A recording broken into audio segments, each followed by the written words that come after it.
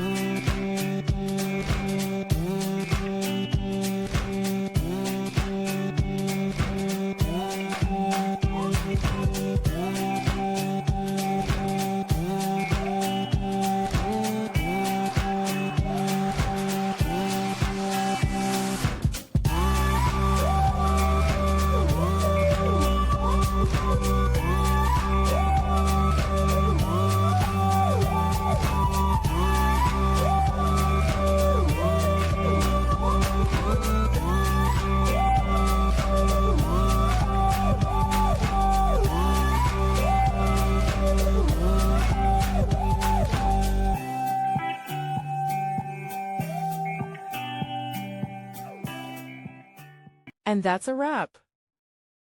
I hope you found the answer you were looking for. If you did, take a second to hit that subscribe button. It really helps out. And let me know in the comments which solution worked best for you.